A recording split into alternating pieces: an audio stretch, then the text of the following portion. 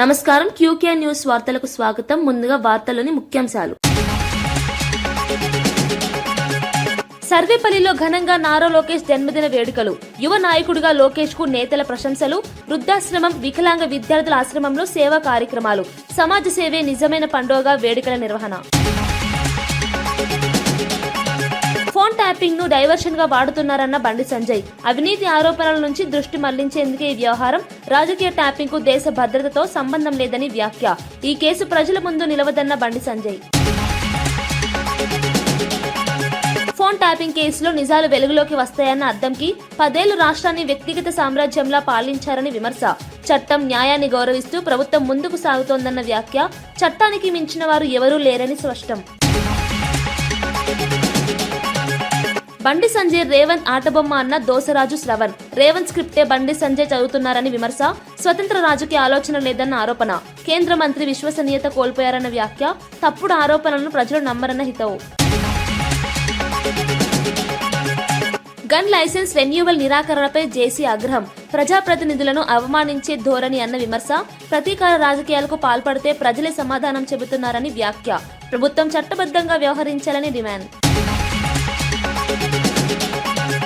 SIT విచారణలో దొరికిపోతానన్న భయం మాజీ మంత్రి కేటీ రామారావు మాటల్లో స్పష్టంగా కనిపిస్తోందని శాసనమండలి సభ్యుడు బాల్మూరి వెంకట్ తీవ్ర వ్యాఖ్యలు చేశారు. ఫోన్ ట్యాపింగ్ ను ప్రభుత్వంలో ఉన్నప్పుడు సర్వసాధారణ ప్రక్రియ అన్నట్టుగా కేటీఆర్ మాట్లాడుతున్నారని విమర్శించారు. ఫోన్ ట్యాపింగ్ అనేది సంఘ విద్రోహ శక్తులపై మాత్రమే, అది కూడా కఠినమైన నిబంధనలు, పెద్ద ప్రాసెస్ ఉన్న తర్వాతే జరుగుతుందని చెప్పారు. కనీస అవగాహన లేకుండా మాట్లాడటం విచారకరమన్నారు. ఇంత నీచ స్థాయికి దిగజారిపోయి చేసిన తప్పులను సమర్థించుకోవడం బీఆర్ఎస్ నాయకులకే చెల్లిందని మండిపడ్డారు. చట్టాన్ని, రాజ్యాంగాన్ని గౌరవించే ప్రభుత్వంగా కాంగ్రెస్ నిజాలను బయటకు తీసుకొస్తుందని స్పష్టం చేశారు. సిట్ విచారణలో అన్ని వాస్తవాలు ప్రజల ముందుకు వస్తాయని ధీమా వ్యక్తం చేశారు. సిట్ విచారణ కాకముందే 100% విచారణలో దొరికిపోతా అనే ఒక భయం కేటీఆర్ మాటల్లో చాలా స్పష్టంగా అర్థమవుతుంది. ఏదైతే నువ్వు మాట్లాడుతున్న సందర్భాల్లో ఇది సర్వసాధారణము, ప్రతిపక్ష నాయకుల ఫోన్ ట్యాపులు చేస్తారు. ఏదైతే రాజకీయంలో ఉన్నప్పుడు, అధికారంలో ఉన్నప్పుడు ఇదేదో రెగ్యులర్ ప్రొసీజర్ గా చెప్పే ప్రయత్నం చేస్తున్నావు. అండ్ రేపు పొద్దున కూడా దొరికినా కూడా నేను ముందే చెప్పినా కదా అనే విధంగా నీ యొక్క ప్రసంగం ఉన్నట్టు చాలా స్పష్టంగా అర్థమవుతుంది. కేటీఆర్ ఇంత చదువుకుందా అంత చదువుకుందా అని మాట్లాడుతావు. కనీసము సోయి లేదు. ఫోన్ ట్యాపింగ్ అనేది దేశ విద్రోహ శక్తులది, అంటే దేశ సంఘ విద్రోహ శక్తులది. యాంటీ సోషల్ ఎలిమెంట్స్ సంబంధించి వాళ్ళ ఫోన్లు ట్యాప్ చేస్తారు. దానికి కూడా ఒక ప్రొసీజర్, ఒక కమిటీ, ఒక ప్రక్రియ ఉంటది. గతంలో ఇదే రకంగా కర్ణాటకకి సంబంధించిన ఒక ముఖ్యమంత్రి 1988లో హెగ్డే అనే ఒక ముఖ్యమంత్రి ఆ రోజు ఇదే రకంగా ఫోన్ ట్యాపింగ్ కార్యకలాపాలు చేపడితే తర్వాత ఆయన ముఖ్యమంత్రి పదవికి రాజీనామా చేయాల్సి వచ్చింది. సోయి లేకుండా, సిగ్గు లేకుండా ఈరోజు అంగీకరించే విధంగా మాట్లాడుతున్నావు. నువ్వు ఎన్ని నాటకాలు ఆడినా, ఎన్ని డ్రామాలు ఆడినా, మీరు 10 ఏళ్ల అధికారంలో ఉన్నప్పుడు నీచానికి దిగజారిపోయి ఇద్దరు వ్యక్తుల మధ్యలో సంభాషణ విని మీ రాజకీయ స్వార్థ ప్రయోజనాల కోసం ఎంతో మంది జీవితాలను ఆగం చేసిర్రు, ఎంతో మంది జీవితాలను నాశనం చేసిర్రు. ఎట్టి పరిస్థితుల తప్పనిసరిగా మీ యొక్క గుడ్డలు ఊడతాయి. తెలంగాణ సమాజం ముందు నిజాలన్నీ కూడా బట్టబయలైతాయి. మీకు జైలు శిక్ష తప్పదని చెప్పి కృష్ణా, గోదావరి నదుల సాక్షిగా తెలంగాణ నీటి హక్కుల కోసం ఏ పోరాటానికైనా సిద్దమని మంత్రి ఉత్తమ్ కుమార్ రెడ్డి స్పష్టం చేశారు. రాష్ట్ర హక్కుల విషయంలో ఒక్క నీటి చుక్క కూడా వదులుకునే ప్రసక్తి లేదన్నారు. దేశంలో ఎక్కడా లేని విధంగా 85% జనాభాకు ఉచితంగా సన్నబియ్యం అందిస్తున్నామని తెలిపారు. అర్హులైన ప్రతి ఒక్కరికి కొత్త రేషన్ కార్డులు ఇస్తున్నామని వెల్లడించారు. మరోవైపు దేశంలోనే అత్యధికంగా 71.7 లక్షల మెట్రిక్ టన్నుల వరి ధాన్యాన్ని రాష్ట్ర ప్రభుత్వం కొనుగోలు చేస్తుందన్నారు. ఇది రైతుల పక్షాన కాంగ్రెస్ ప్రభుత్వం నిలబడుతున్న దానికి నిదర్శనమన్నారు. వ్యవసాయం, ఆహార భద్రత, సంక్షేమం అన్నింటినీ సమతుల్యంగా ముందుకు తీసుకెళ్తున్నామని చెప్పారు. రాష్ట్ర ప్రయోజనాల కోసం అవసరమైతే న్యాయ పోరాటాలకు కూడా వెనుకాడమన్నారు. స్వతంత్ర భారతదేశంలో 29 రాష్ట్రాల్లో ఎన్నడూ ఎక్కడా పండని వరి పంట తెలంగాణ రాష్ట్రంలో ఇప్పుడు వరి పంట పండుతున్న విషయాన్ని మనం చేస్తున్నాం. ఈ ఖరీఫ్ పంటలో 148 లక్షల మెట్రిక్ టన్ల వరి పంట పండిన ఘనత మరి మన కాంగ్రెస్ ప్రభుత్వాన్ని, మన ముఖ్యమంత్రిది, మన వ్యవసాయ మంత్రి అని చెప్పి మనం చేస్తున్నాం. స్వతంత్ర భారతదేశంలో 29 రాష్ట్రాల్లో ఎక్కడ కూడా ఒక్క పంటలో 71 లక్షల మెట్రిక్ టన్ల వరి ధాన్యం ఏ ప్రభుత్వం కొనుగోలు చేయలేదు. మన కాంగ్రెస్ ప్రభుత్వం, నేను సివిల్ సప్లైస్ మంత్రిగా ఒక రికార్డు స్థాయిలో 15 లక్షల మంది రైతుల నుంచి 71.7 లక్షల మెట్రిక్ టన్ల వరి ధాన్యం కొన్న ఘనత 19,000 కోట్ల రూపాయలు ఈ ఖరీఫ్ పంటలో ఎంఎస్పీగా బోనస్గా ఇచ్చిన ఘనత మన కాంగ్రెస్ పార్టీదని చెప్పి నేను మనవి చేస్తున్నా. ఉద్యమకారుడు పార్టీ సీనియర్ నాయకుడి కుటుంబానికి బీఆర్ఎస్ అధినేత కె చంద్రశేఖరరావు అండగా నిలిచారు. 2 ఏళ్ల క్రితం అనారోగ్యంతో మృతి చెందిన బీఆర్ఎస్ సీనియర్ నాయకుడు, తెలంగాణ ఉద్యమకారుడు, ములుగు జిల్లా పరిషత్ మాజీ చైర్మన్ కుసుమ జగదీష్ కుటుంబానికి ఆయన భరోసా ఇచ్చారు. జగదీష్ కుమార్తె సుకీర్తి మెడిసిన్ చదవాలనే ఆశయాన్ని తెలుసుకున్న కేటీఆర్ ఆమె విద్య కోసం అవసరమైన ఫీజును చెక్కు రూపంలో అందజేశారు. ఉద్యమ సమయంలో ప్రాణాలను సైతం లెక్క చేయకుండా పోరాడిన నాయకుల కుటుంబాలను పార్టీ ఎప్పటికీ వదలదని ఆయన సందేశమన్నారు. ఈ ఘటన బీఆర్ఎస్ లో మానవీయ విలువలకు ఉన్న ప్రాధాన్యాన్ని చాటుతోందని పార్టీ శ్రేణులు వ్యాఖ్యానిస్తున్నాయి. ఉద్యమకారుల త్యాగాలను గుర్తించి గౌరవించడమే పార్టీ విధానమని తెలిపారు.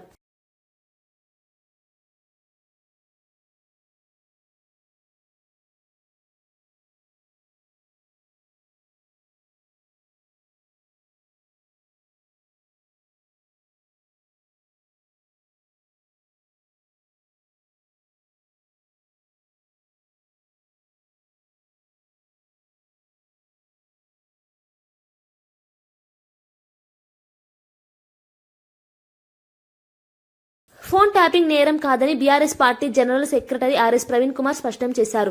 స్వాతంత్ర్యం రాకముందే ట్యాపింగ్ కోసం చట్టం ఉందని, దేశంలో కేంద్ర రాష్ట్ర ప్రభుత్వాలు చట్ట పరిధిలోనే ట్యాపింగ్ చేస్తుంటాయని అన్నారు. జాతీయ భద్రత, అంతర్గత భద్రత కోణంలో ట్యాపింగ్ అవసరమయ్యే పరిస్థితులు ఉంటాయని వివరించారు. అయితే ప్రస్తుతం జరుగుతున్న విచారణలు పూర్తిగా రాజకీయ ఉద్దేశంతో సాగుతున్నాయని ఆరోపించారు. చట్టబద్దంగా జరిగిన ప్రక్రియను నేరంలా చిత్రీకరించడం సరికాదన్నారు. ఫోన్ ట్యాపింగ్ పేరుతో ప్రతిపక్షాలను వేధించాలనే ప్రయత్నం చేస్తున్నారని విమర్శించారు. ప్రజల దృష్టిని ప్రభుత్వ వైఫల్యాల నుంచి మళ్లించేందుకే ఈ వ్యవహారాన్ని తెరపైకి తెచ్చారని అన్నారు. నిజాలు బయటపడితే కాంగ్రెస్ ప్రభుత్వం ఇబ్బందుల్లో పడుతుందని వ్యాఖ్యానించారు. ఈ ట్యాపింగ్ అనేది నేరం కాదు అనేది తెలంగాణ ప్రజలందరూ కూడా గుర్తించాలి. ఈ ట్యాపింగ్ అనేది చట్టబద్ధమే అని చెప్పి స్వాతంత్రం రాంగమునిపే 1885 సంవత్సరంలోనే ఆనాటి బ్రిటిష్ పాలకులు ఈ ట్యాపింగ్ కోసం ఒక చట్టం రూపొందించారు. భారతదేశం స్వాతంత్రం వచ్చిన తర్వాత కూడా ఈ ట్యాపింగ్ కంటిన్యూ అవుతూనే ఉన్నది. దేశంలో ఉండే కేంద్ర ప్రభుత్వం, దేశంలో ఉండే రకరకాల రాష్ట్ర ప్రభుత్వాలన్నీ కూడా దేశ రక్షణ కోసం, అంతర్గత భద్రత కోసం, ప్రజల శ్రేయస్సు కోసం టెర్రరిస్టు దాడులు జరగకుండా, బయట నుంచి ఈ దేశం మీద దాడులు జరగకుండా, పహల్గాంలో మన జరిగిన దాడి లాంటిది కానీ, మన హైదరాబాద్లో గతంలో జరిగిన గోకులు లుంబిని చాటు, లేకపోతే సాయిబాబా దేవాలయం మీద జరిగిన దాడి కానీ, లేకపోతే మావోయిస్టు తీవ్రవాదుల దాడులు కానీ, పోలీస్ స్టేషన్ల పేల్చివేతలు కానీ, రాజకీయ నాయకుల హత్యలు కానీ, ఇంకా ప్రజల మీద పెద్ద ఎత్తున వాళ్ళ ధన మాన ప్రాణాల మీద జరిగే దాడులను నిరోధించడం కోసం, అంతర్గత భద్రత కోసం, దేశ భద్రత కోసం ట్యాపింగ్ చేయవచ్చని చట్టమే చెప్తున్నది. ఇది నేరం కాదు. పంచాయతీ ఎన్నికల బీఆర్ఎస్ విజయం ఓర్వలేక కాంగ్రెస్ ప్రభుత్వం సిట్ ను శిఖండిలా వాడుతోందని మాజీ మంత్రి ఎమ్మెల్యే సబితా ఇంద్రారెడ్డి ఆరోపించారు. మున్సిపల్ ఎన్నికల ముందు బీఆర్ఎస్ ను వేధించడానికి రేవంత్ రెడ్డి నక్కజిత్తుల రాజకీయాలు చేస్తున్నారని మండిపడ్డారు. 2 ఏళ్ల కాంగ్రెస్ పాలనలో అభివృద్ధి లేదని, కేసులు, విచారణల పేరుతో కాలయాపన తప్ప మరొకటి లేదన్నారు. ఎన్ని రకాలుగా ఇబ్బందులు పెట్టినా బీఆర్ఎస్ దృష్టి మాత్రం కాంగ్రెస్ ప్రభుత్వ వైఫల్యానిపైనే ఉంటుందని స్పష్టం చేశారు. ప్రజల పక్షాన ప్రశ్నిస్తూనే ఉంటామని తెలిపారు. ఎన్నికల్లో ప్రజలు సరైన తీర్పు ఇస్తారని ధీమా వ్యక్తం చేశారు. సిట్ విచారణలు రాజకీయంగా ఎంతగా వాడుకున్నా చివరకు నిజమే గెలుస్తుందన్నారు. అది ప్రతి దాంట్లో గమనిస్తున్నారు. పార్లమెంట్ ఎన్నికల్లో గమనించున్నారు, సర్పంచ్ ఎన్నికల్లో గమనించున్నారు, ఇప్పుడు మున్సిపల్ ఎన్నికల్లో కూడా అదే గమనిస్తా ఉన్నారు. ఫోన్ ట్యాపింగ్ విషయం కానీ, కాళేశ్వరం పైన విచారణ అని, ఇది ఏదో ఒక రకంగా బీఆర్ఎస్ పార్టీకి సంబంధించిన నాయకులను విచారణకు పిలుస్తూ సాగదీస్తూ ఈరోజు రేవంత్ రెడ్డి గారి ప్రభుత్వం ఒక రాక్షసానందం పొందుతుంది అనేది వాస్తవం. ఎందుకంటే 2 రోజుల కిందట హరీష్ రావు గారికి మళ్ళీ ఇప్పుడు ఇచ్చారంటేనే దాంట్లో ఒక రకమైన కక్ష సాధింపు అనేది స్పష్టంగా కనిపిస్తా ఉంది. కాంగ్రెస్ పార్టీకి సంబంధించిన వాళ్ళ నాయకురాలు సోనియా గాంధీ గారికి రాహుల్ గాంధీ గారికి నేషనల్ హెరాల్డ్ విషయంలో నోటీసులు ఇస్తే గల్లీ నుండి ఢిల్లీ దాకా హంగామా చేశారు. అది కక్ష సాధింపు అన్నారు, వేధింపు అన్నారు. మరి ఇప్పుడు మీరు చేస్తున్నది ఏంటి? ఇక్కడున్న బీఆర్ఎస్ పార్టీని మీరు వేధిస్తున్నారా, కక్ష సాధిస్తున్నారా అనేది స్పష్టంగా అర్థమవుతోంది. మీకొక నీతి, ఇక్కడ ఉన్న వాళ్ళకు ఒక నీతి అనేది ప్రజలు గమనిస్తా ఉన్నారు.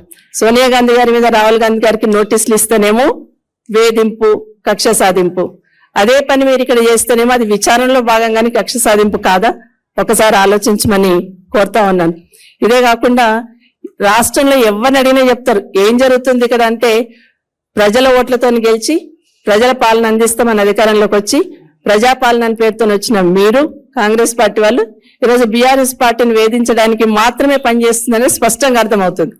ఇది ప్రజాపాలన కాదు, ప్రతీకార పాలన లాగా సాగుతుంది అనేది ప్రజలు ఇప్పటికే అర్థం చేసుకున్నారు. ఏపీ హోంమంత్రి అనిత వ్యవహార శైలిపై టీడీపీ సీనియర్ నేత జేసీ ప్రభాకర్ రెడ్డి తీవ్ర ఆగ్రహం వ్యక్తం చేశారు. ఒక ప్రజాప్రతినిధికి సంబంధించిన గన్ లైసెన్స్ రెన్యువల్ కు అనుమతి ఇవ్వకపోవడం తీవ్ర అవమానకరమని విమర్శించారు. ఎమ్మెల్యే అయిన వ్యక్తి అనేక సార్లు అధికారులకు, హోంమంత్రికి లేఖలు రాసినా పట్టించుకోకపోవడం ప్రజాస్వామ్య విలువలకు విరుద్దమన్నారు. ఇది కేవలం వ్యక్తిగత అంశం కాదని ప్రజాప్రతినిధులను కించపరిచే ధోరణిగా అభివర్ణించారు. అధికారంలో ఉన్నవారు ప్రతీకార రాజకీయాలకు పాల్పడితే ప్రజలు తగిన సమాధానం ఇస్తారని హెచ్చరించారు. ప్రభుత్వం న్యాయంగా, చట్టబద్దంగా వ్యవహరించాలని డిమాండ్ చేశారు. ఈ అంశం ఏపీ రాజకీయ వర్గాల్లో చర్చనీయాంశంగా మారింది. ఇది హోమ్ మినిస్టర్ చెప్తున్నా, ఇక్కడి నుంచి నీకు 8 సార్లు లెటర్ రాసిన, it's insult for me, not to my government, not to my government, insult for MLA for not renewing a gun license of MLA. I'm sorry. ఎవరైనా బాధపడచ్చేమో, మాకు ఉంటాయి కొన్ని బాధలు, మా సొంతాన్ని. అనితమ్మా, అనితమ్మా, మరి నాది తప్పు, నీది తప్పు, పోలీసులు తప్పు నాకు తెలియదు. But it is an insult for MLA. అంటే వారి సొంత గన్ లైసెన్స్ రెన్యూ చేసుకునే పరిస్థితి నాకేం బాధ కాదు. నా పరిస్థితి ఏంటంటే, నా కార్యకర్త పరిస్థితి ఏంటి? కాంగ్రెస్ ప్రభుత్వం పాలనను గాలికి వదిలేసి బీఆర్ఎస్ నేతలపై అక్రమ కేసులు పెడుతోందని ఎమ్మెల్సీ దేశపతి శ్రీనివాస్ ఆరోపించారు. మున్సిపల్ ఎన్నికలు కాంగ్రెస్ పార్టీకి గెలిచే అవకాశాలు లేవనే భయంతోనే ఈ తరహా రాజకీయాలు చేస్తున్నారని విమర్శించారు. బీఆర్ఎస్ నేతలు ప్రచారం చేయకుండా అడ్డుకోవాలనే ఉద్దేశంతో సిట్ నోటీసులు పంపించి రాజకీయ విషపు క్రీడకు తెరలేపుతున్నారని మండిపడ్డారు. ప్రజా సమస్యలపై దృష్టి పెట్టకుండా ప్రతిపక్షాలను వేధించడమే కాంగ్రెస్ లక్ష్యంగా పెట్టుకుందన్నారు. ఎన్నికల్లో ప్రజలు తగిన తీర్పు ఇస్తారని ధీమా వ్యక్తం చేశారు.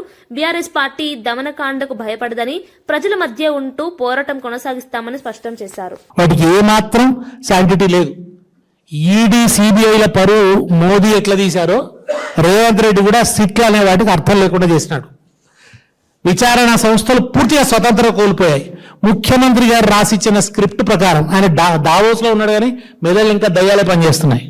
ఆయన బ్రెయిన్ డెవిల్స్ వర్క్ షాప్, ఎప్పుడు ఆ డెవిల్స్ పనిచేస్తూనే ఉంటాయి. ప్రతిపక్ష నేతలను స్టేషన్లో పిలిపించి వేధించడం ఇప్పుడు ఈ సిట్ల పరమార్థంగా మారింది. నిజంగా ప్రభుత్వానికి నిజాయితీ ఉంటే ఇవాళ 1000 కోట్ల కుంభకోణం జరిగిందని సాక్ష్యాధారాలతో సహా ముందు పెడితే దాని మీద సిట్ ఎందుకు వేరు, దాని మీద కమిషన్లు ఎందుకు వేరు, దాని మీద విచారణలు ఎందుకు ఉండవు? ఎంతసేపు బీఆర్ఎస్ నాయకుల మీదేనా సిట్లు? మీరే టెండర్లు రద్దు చేశారు కదా. టెండర్లు రద్దు చేశారంటే మీరు ఒప్పుకున్నారు కదా. ఆ ఆంధ్రజ్యోతి ఆయన రాసినటువంటి రాతల మీద ఎందుకు సిట్ వేయరు? ఎన్టీవీలో వచ్చిన వాటి మీద ఎందుకు సిట్లు ఉండవు? సిట్లు కేవలం వేధించడానికే ఉంటాయా? ప్రతిపక్ష నాయకులు వేధించడం కోసమేనా? వేయండి, ఆంధ్రజ్యోతి మీద కూడా సిట్ వేయండి ధైర్యం ఉంటే. లేదా మన ఆ శోధ ఏజెన్సీకి టెండర్ ఎట్లా వచ్చిందో దాని మీద సిట్ వేయండి. ముఖ్యమంత్రి గారు బామ్మర్దికి ఎట్లా దక్కుతాయి? సైట్ విజిటింగ్ అనేటువంటి ఒక నిబంధన, తప్పుడు నిబంధన, చరిత్రలో ఎన్నలేని నిబంధన పెట్టి దానికి సంస్థ సర్టిఫికెట్ ఇవ్వాలనే ఒక దొంగ నిబంధన పెట్టి అస్మదీయులకు మీరు టెండర్లు దాఖలు చేస్తున్నారు అన్నదానికి నిదర్శనాలు ఇవాళ కనబడుతుంది. దాని మీద సిట్ ఎందుకు ఉండదు? అంటే కేవలం కేటీఆర్ గారిని, హరీష్ రావు గారిని. మేడారం జాతర ప్రాంతంలో ప్రమాదం చోటు చేసుకుంది. హరిత హోటల్ సమీపంలో కొద్ది రోజుల కిందట ఏర్పాటు చేసిన భారీ స్క్రీన్ హోర్డింగ్ అకస్మాత్తుగా కూలి 2 భక్తులు గాయపడ్డారు. జాతరకు భక్తుల రద్దీ తక్కువగా ఉన్న సమయంలో హోర్డింగ్ కూలడంతో పెను ప్రమాదం తప్పిందని అధికారులు తెలిపారు. గాయపడిన భక్తులను వెంటనే ఆసుపత్రికి తరలించారు. ఘటనకు సంబంధించిన సమాచారం అందుకున్న అధికారులు హోర్డింగ్ ను జేసీబీ సహాయంతో తొలగించారు. భక్తుల భద్రతపై నిర్లక్ష్యం వహించరాదని స్థానికులు ఆందోళన వ్యక్తం చేశారు. అనుమతులు, భద్రతా ప్రమాణాలు పాటించకుండా హార్డింగ్లు ఏర్పాటు చేయడంపై చర్యలు తీసుకోవాలని డిమాండ్ చేస్తున్నారు. జాతర సమయంలో భద్రత మరింత కట్టుదిట్టం చేయాలని సూచిస్తున్నారు.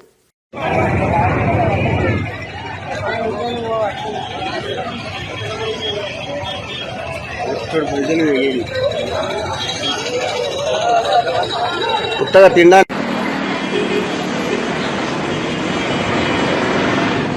కేంద్ర మంత్రి బండి సంజయ్ వ్యాఖ్యలపై ఎమ్మెల్సీ దోసరాజు శ్రవణ్ తీవ్ర విమర్శలు చేశారు. రేవంత్ రెడ్డి చెప్పినట్లే బండి సంజయ్ మాట్లాడుతున్నారని, దావోస్ నుంచి పంపిన స్క్రిప్ట్ నే చదువుతున్నట్లు ఉందని ఎద్దేవా చేశారు. స్వతంత్ర రాజకీయ ఆలోచన లేకుండా కాంగ్రెస్ కు అనుకూలంగా వ్యవహరిస్తున్నారని ఆరోపించారు. తెలంగాణ రాజకీయాల్లో బండి సంజయ్ విశ్వసనీయత కోల్పోయారని వ్యాఖ్యానించారు. ప్రజా సమస్యలపై మాట్లాడాల్సిన కేంద్ర మంత్రి రాష్ట్ర రాజకీయాల్లో కుట్రలు చేస్తున్నారని మండిపడ్డారు.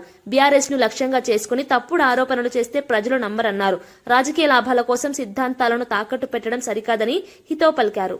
వారు మాట్లాడిన ప్రతి మాట రేవంత్ రెడ్డి దావోస్కి వెళ్ళి రాసి పంపించిండా అన్నట్టు అనిపిస్తుంది. లేదు, రేవంత్ రెడ్డికి సంబంధించిన మీడియా పెద్దలు ఎవరైనా సీఎం ఆఫీస్ లో కూర్చోనో లేకపోతే రాసిస్తే అదే మాటలు, ఇవే మాటలు గాంధీ భవన్ లో కూర్చొని మాట్లాడుతున్నారు. ఇదే మాటలు రేవంత్ రెడ్డి చెంచా ఛానల్ ఏమనుంటే వాళ్ళు అవే, మీడియా సంస్థలు ఏమంటే అవే ప్రచారం చేస్తా ఉన్నాయి. ఇవే మాటలు రేవంత్ రెడ్డి ప్రాపగేట్ చేస్తూ ప్రచారం చేస్తున్నటువంటి సోషల్ మీడియా సంస్థలు కూడా ఇవే ప్రచారం చేస్తున్నాయి. మీరు చెప్పు ఇద్దరు కొల్లుడైనట్ట కాదా? ఇదేం అక్రమ రాజకీయం, అక్రమ సంబంధం లేక రాజకీయ వ్యభిచారం ఇది. ఒక నేషనల్ పార్టీ నువ్వు ఇక్కడ అపోజిషన్ గా ఉంటాలా అని చెప్పని కలలు కంటున్నావు, పెద్ద స్థానానికి ఎదగాలని చెప్పని కలలు కంటున్నావు.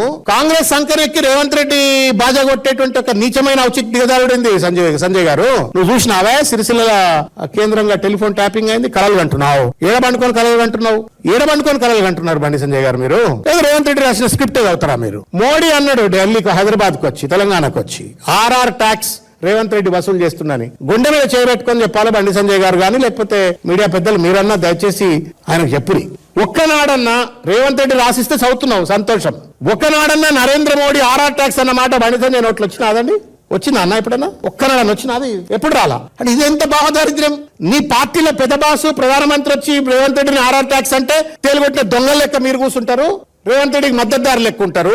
దావోస్ లో కూర్చొని రేవంత్ రెడ్డి అడ్డమైన స్క్రిప్టులు పంపిస్తే దాన్ని తగుదనమ్మా అని చెప్పని కేటీఆర్ గారి పైన, హరీష్ రావు గారి పైన, కేసీఆర్ గారి పైన టెలిఫోన్ ట్యాపింగ్ అని చెప్పి చిల్లర మరగా మాట్లాడతావు. ఇవి మంత్రి మాటలు కాదు, కేంద్ర మంత్రి మాటలు, హోంమంత్రి శాఖ మంత్రి మాటలు కావు. హోంశాఖ కార్యాలయంలో చెప్రాసులు కూడా ఇట్లా మాట్లాడారు. ఈ deserves to be demoted. Modi గారు, కేంద్ర ప్రభుత్వం దయచేసి కళ్ళు తెరిచి చూడాలా ఈ చిల్లర రాజకీయం ఏందో అని చెప్పి. జనగామ పట్టణంలో జరిగిన ఒక కార్యక్రమంలో ఉద్రిక్తత చోటు చేసుకుంది. అభివృద్ధి పనుల ప్రారంభోత్సవానికి హాజరైన బీఆర్ఎస్ ఎమ్మెల్యే పల్లా రాజేశ్వరరెడ్డిపై కాంగ్రెస్ నాయకులు దాడికి యత్నించారన్న ఆరోపణలు వెల్లువెత్తాయి. మంత్రి సీతక్క సమక్షంలోనే ఈ ఘటన జరగడం రాజకీయంగా కలకలం రేపింది. మద్యం మత్తులో కాంగ్రెస్ కార్యకర్తలు కావాలనే దాడి చేశారని బీఆర్ఎస్ నేతలు ఆరోపిస్తున్నారు. దీంతో రెండు పార్టీల కార్యకర్తల మధ్య తోపులాట చోటు చేసుకుంది.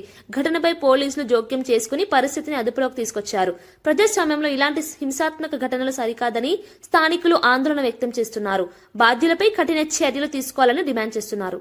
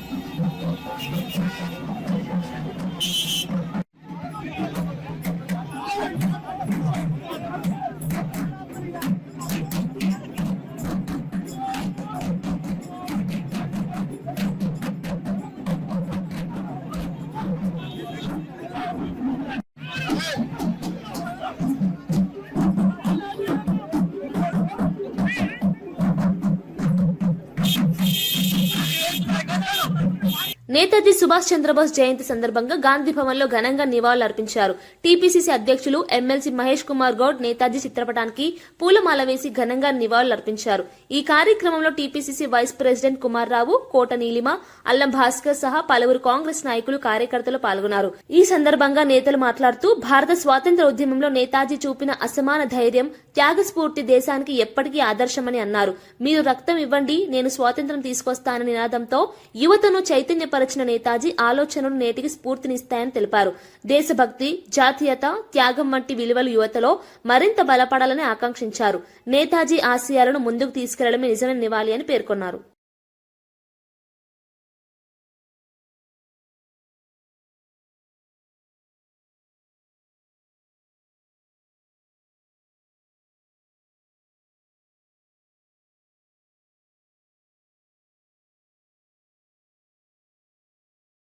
ఫోన్ ట్యాపింగ్ అంశంలో నిజాలు తప్పకుండా వెలుగులోకి వస్తాయని ఎమ్మెల్సీ అద్దంకి దయాకర్ స్పష్టం చేశారు.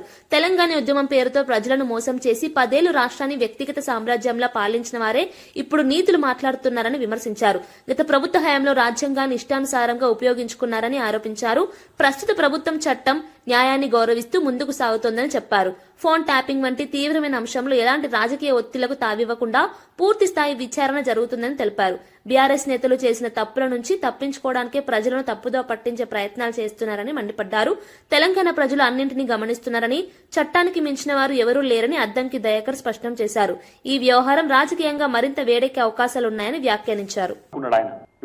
బయటకు వచ్చి ఇద్దరు బావబామార్దుల ఏషాలు చూడాల్సి వస్తుంది. ఇంకా మీరు తప్పితే మిమ్మల్ని ప్రొటెక్ట్ చేసుకునే ఒక నాయకుడు లేడు మీ పార్టీలో. దరిద్రులారా, ప్రభుత్వ ఉద్యమ కాలంలో ఉద్యమాలు అందరు చేస్తే మీరే దాన్ని ఎన్కాష్ చేసుకుంటారు. మేము సిట్ అయినా ఏ న్యాయ విచారణ చేస్తాం. కేసీఆర్ మాదిరిగా కేసీఆర్ రాజ్యాంగాన్ని అమలు చేసే ప్రభుత్వం కాదు మా అధిష్టానమైన మా ముఖ్యమంత్రి గారు అయినా సరే. కోదండరామ్ గారిని, ఉద్యమకారుని తలుపులు బద్దలు కొట్టి ఏ విధంగా అరెస్ట్ చేసినారో మేము చూసి, మందకృష్ణ మాదిరిగా ఒక సామాజిక ఉద్యమకారుణ్ణి ఎన్నిసార్లు అరెస్ట్ చేసి జైల్లో పెట్టిండ్రు. మీరు ఏ ప్రభుత్వం కూడా డేర్ చేయలేదు. మాలాంటి వాళ్ళు మురళి ముదిరాజ్ చనిపోతే తీసుకుపోయి నేరుగా పోలీస్ స్టేషన్ నుంచి జైలుకు పంపించిండ్రు. మరి అట్లా చేయాలన్నా? కేసీఆర్ని అట్లా చేయాలన్నా? కేటీఆర్ని అట్ట మీకు ఉబలాటం ఉందా ఇంద్రబాబు జైలు కూడా తిరాలని? చట్టాన్ని, న్యాయాన్ని గౌరవించడం మీకు చేత కాకపోతే మాకుంది. మేమే భారత రాజ్యాంగ నిర్మాతకు మేమే దన్నుగా ఉండే ఆ రోజు భారత పార్లమెంట్ లో రాజ్యాంగాన్ని సమర్పించింది కాంగ్రెస్ పార్టీ. కాబట్టి రాజ్యాంగం మీద విలువ ఉంది, నైతిక విలువలకు కట్టుబడి ఉన్నాం. మీలాగా ఇష్టం వచ్చినట్టుగా ఏదో ప్రాంతీయ పార్టీ ఉన్నది కాబట్టి కేసీఆరే సుప్రీం, మాకు ఢిల్లీ గల్లీ ఆయన అన్నట్టుగా కేసీఆర్ నిర్ణయాలు మాదిరిగా కాంగ్రెస్ పార్టీ నిర్ణయాలు ఉండవు. తెలంగాణ ప్రజల యొక్క అస్తిత్వాన్ని దెబ్బతీస్తున్నారు మీరు. ఫోన్ ట్యాపింగ్లతో ఏం సాధిద్దామని చేసిందో చెప్పాల్సిన అవసరం ఉంది. అసలు ఫోన్ ట్యాపింగ్ లో ఒక మంత్రి ఎందుకు, మాజీ మంత్రి ఎందుకు వస్తాడు? మాజీ మంత్రులు ఎందుకు వస్తారు? పార్టీ నాయకులు ఎందుకు వస్తారు? అధికారులు కదా ఉండాల్సింది. అధికారులు మీ పేర్లు ఎందుకు చెప్తున్నారు? ఫోన్ ట్యాపింగ్ కేసును ప్రభుత్వం రాజకీయ డైవర్షన్ కోసం ఆయుధంగా వాడుకుంటోందని కేంద్ర మంత్రి బండి సంజయ్ తీవ్ర ఆరోపణలు చేశారు. ప్రభుత్వంపై వస్తున్న అవినీతి ఆరోపణల నుంచి ప్రజల దృష్టి మళ్లించేందుకే ఈ వ్యవహారాన్ని తెరపైకి తెచ్చారని అన్నారు. బీఆర్ఎస్ హయాంలో ఫోన్ ట్యాపింగ్ జరిగిందని చెప్పేందుకు ఆధారాలున్నాయంటూ మాటలు చెప్పేవారు ఇప్పటి వరకు ఒక్క అరెస్టు కూడా చేయలేదని ప్రశ్నించారు. దేశ భద్రత కోసం జరిగే చట్టబద్దమైన ట్యాపింగ్ కు తెలంగాణలో జరిగిన రాజకీయ ఫోన్ ట్యాపింగ్ కు సంబంధమే లేదని స్పష్టం చేశారు. మావోయిస్టుల పేరుతో రాజకీయ నేతలు, న్యాయమూర్తుల ఫోన్లు ట్యాప్ చేశారని ఆరోపించారు. వేల కోట్ల లావాదేవీలు జరిగినట్టు ఆరోపణలు ఉన్నప్పటికీ విచారణలో జాప్యం జరుగుతోందని విమర్శించారు. ఈ వ్యవహారం ప్రజల ముందు నిజంగా నిలబడదని బండి సంజయ్ వ్యాఖ్యానించారు. చేసే ప్రయత్నం చేస్తుంది మాత్రం స్పష్టంగా చెప్పగలుగుతాం. మేము కేటీఆర్ అనే వ్యక్తి గుండె మీద చేసుకుని నువ్వు మీ అయ్యే ప్రమాణం చేయి, నేను చాలా సార్లు ప్రమాణం చేయమని చెప్పాను. ఎందుకంటే ఆయన దేవుడు నమ్మడు. నువ్వు ఫోన్ ట్యాప్ చేయలేదు అని నువ్వు అంటే ఎవరు నమ్మరు. సిరిసిల్ల కేంద్రంగా చేసింది ఆయనే. కేసీఆర్ కుటుంబాన్ని అరెస్ట్ చేసే దమ్ము ఈ ప్రభుత్వానికి లేదు. దేశ భద్రతకును తెలంగాణ జన ఫోన్ ట్యాపింగ్ కు సంబంధం లేదు. అవు తెలంగాణ రాష్ట్రంలోనే ఏ రాష్ట్రంలో కానీ తీవ్రవాదుల విషయంలో, టెర్రరిస్టుల విషయంలో కొంతమంది ఫోన్ ట్యాప్ చేస్తారు, వాస్తవం. అది దేశ భద్రత విషయంలో. నువ్వేం చేసావు? నువ్వు మావోయిస్టుల లిస్టులో మా పేర్లు పెట్టి మా ఫోన్ ట్యాప్ చేసిన బయటపడ్డది కదా. నాకు అధికారులు అడిగినారు, సిట్ అధికారులు అడిగినారు. మావోయిస్టుల లిస్టుల జడ్జిల పేరు పెట్టినావు, మావోయిస్టు లిస్టుల సినిమా హీరోయిన్ల ఫోన్లు పెట్టినావు, మావోయిస్టు లిస్టుల వ్యాపారవేత్తల ఫోన్లు పెట్టినావు, నెంబర్లు పెట్టినావు. నీ చేసిన అక్రమ దందాకు దేశ భద్రతకు ముడి పెట్టకు. నువ్వు దేశవ్యాప్తంగా ఏ రాష్ట్రంలోనైనా, ఇలా కేసీఆర్ కొడుకు అంటుండు కదా, దేశవ్యాప్తంగా ఏ రాష్ట్రంలోనైనా మా ఫోన్ ట్యాప్ చేసిందని చెప్పి ఎక్కడ ఏ రాష్ట్రంలో చర్చ జరిగిందా? తెలంగాణ రాష్ట్రంలో ఎందుకు జరుగుతున్నది? నెల్లూరు జిల్లా సర్వేపల్లి నియోజకవర్గంలో నారా లోకేష్ జన్మదిన వేడుకలు ఘనంగా నిర్వహించారు. ఈ సందర్భంగా టీడీపీ సీనియర్ నేత గుమ్మడి రాజా యాదవ్ మాట్లాడుతూ ఏ శాఖను చేపట్టినా ఆ శాఖకు వన్నె తెచ్చే నాయకుడు నారా లోకేష్ అని కొనియాడారు. తాత ఎన్టీఆర్ ఆశయాలను ఆచరణలో పెట్టుతూ చంద్రబాబు విజనరీ విధానాలను ముందుకు తీసుకెళ్తున్న యువ నాయకుడిగా లోకేష్ నిలిచారని అన్నారు. జన్మదినోత్సవాన్ని పురస్కరించుకుని గొలుగుమూడి గ్రామంలోని విశాలాక్షి వృద్ధుల ఆశ్రమంలో వృద్ధులతో కలిసి కేక్ కట్ చేసి పండ్లు పంపిణీ చేశారు. అనంతరం వెంకటాచల మండలంలోని మానసిక వికలాంగ విద్యార్థుల ఆశ్రమంలో అన్నదాన కార్యక్రమం నిర్వహించారు. సమాజ సేవే నిజమైన పండుగ అనే విధంగా వేడుకలు సాగాయి. సర్వేపల్లి ప్రజల ఆశీస్సులు నారా లోకేష్ కు ఎల్లప్పుడూ ఉంటాయని నేతలు ఆకాంక్షించారు.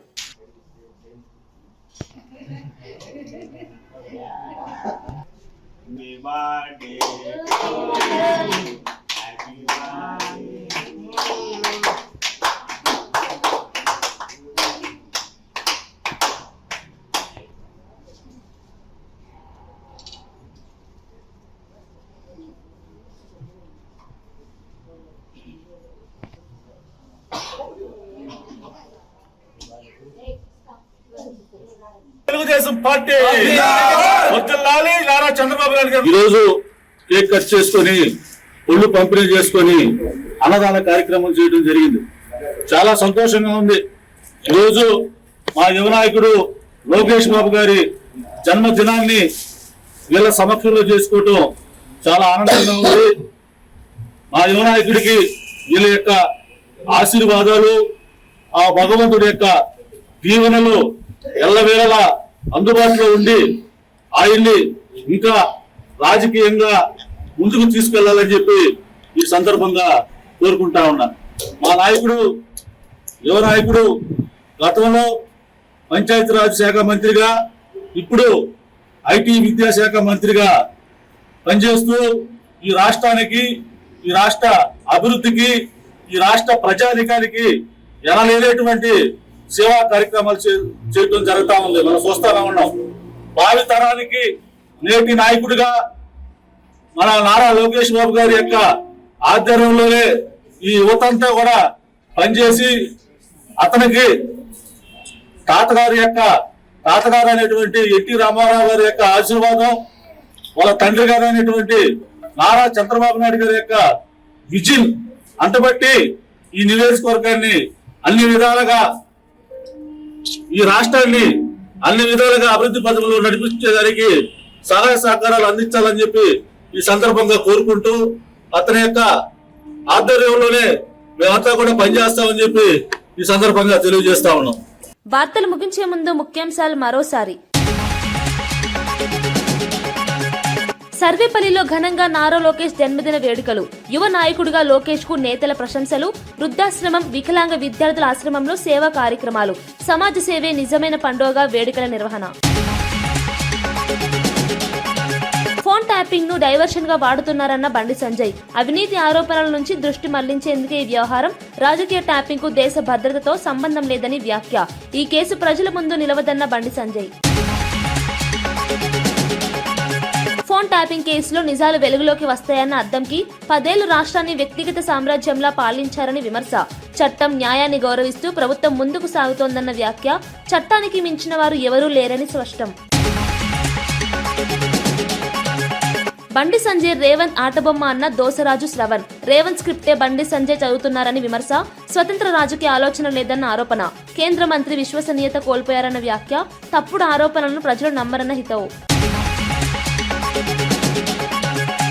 గన్ లైసెన్స్ రెన్యూవల్ నిరాకరణపై జేసీ ఆగ్రహం. ప్రజాప్రతినిధులను అవమానించే ధోరణి అన్న విమర్శ.